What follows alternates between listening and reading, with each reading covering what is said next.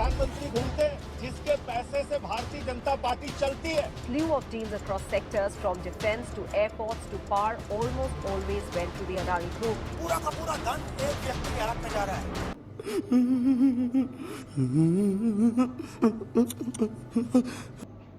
Adani Group companies continue to slide for a third straight session. $6 billion gone in a day.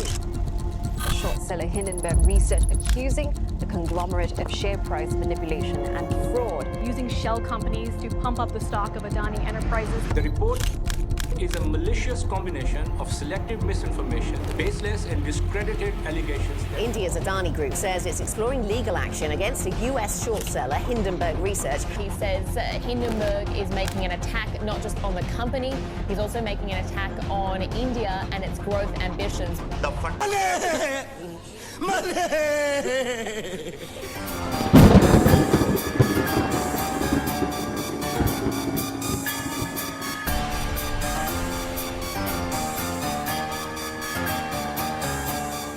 यही नहीं, अभी और सुनिए।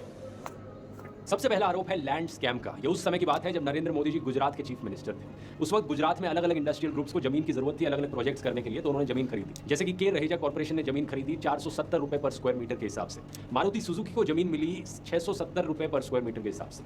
Ford India, Tata Motors, TCS ने करीब 1100 रुपए दिए पर स्क्वायर मीटर। टोरेंट पावर ने 6000 रुपए दिए पर स्क्वायर मीटर। लेकिन जब अडानी ने अपनी जमीन खरीदी पोर्ट बनाने के लिए, तो उन्हें ये जमीन मिली सिर्फ 32 रुपए पर स्क्वायर मीटर में, और ये मैक्सिमम था। कुछ जगहों पर इस जमीन का प्राइस 1 रुपए पर स्क्वायर मीटर तक था। ये मैं अपने मन से बनाकर नहीं बोल रहा हूं, 26 अप्रैल 2014 का बिजनेस स्टैंडर्ड का आर्टिकल है, हेडलाइन पढ़ सकते हो। Adani group got land at cheapest rates इन मोदीज गुजरात। तो आरोप यहां पर ये कि जमीन घोटाला हुआ। इसके बाद अप्रैल 2015 में सीएजी ने अपनी गुजरात असेंबली में रिपोर्ट दिखाई। इन्होंने कहा कि गुजरात सरकार ने फॉरेस्ट लैंड को सही तरीके से क्लासिफाई नहीं किया, जिसकी वजह से करीब 58.64 करोड़ रुपीस का बेनिफिट पहुंचा गौतम अडानी प्रमोटेड मुंद्रा पोर्ट को। ये चीज हुई साल 2008-9 में। इसके बाद 2022 में पब्लिक अकाउंट्स कमेटी ने सेम चीज को दोबारा दोहराया। इन्होंने कहा कि क्लासिफिकेशन करी जानी थी जमीन की इको क्लास 2, लेकिन इसे क्लासिफाई किया गया इको क्लास 4, जिसकी वजह से सरकार को 58.67 करोड़ रुपीस का नुकसान हुआ। और सरकार के पैसे का नुकसान मतलब जनता के पैसे का नुकसान। दूसरा आरोप है फॉरेस्ट की जमीन का दुरुपयोग किया जाना। नरेंद्र मोदी जी प्रधानमंत्री बने मई 2014 में, और टाइम्स ऑफ इंडिया की ये रिपोर्ट देखिए अक्टूबर 2014 की। सेंटर क्लियर्स 370 एकड़ forest land for Adani coal based thermal power plant. ये हुआ महाराष्ट्र में। इसके बाद 2018 में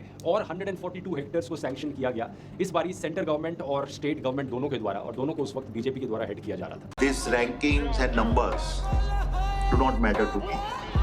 गौतम भाई, भगवान से तो सब मांगते हैं कि थोड़ा हमें भी दे दे, लेकिन लगता है ऊपर वाला सिर्फ आपकी सुनता है।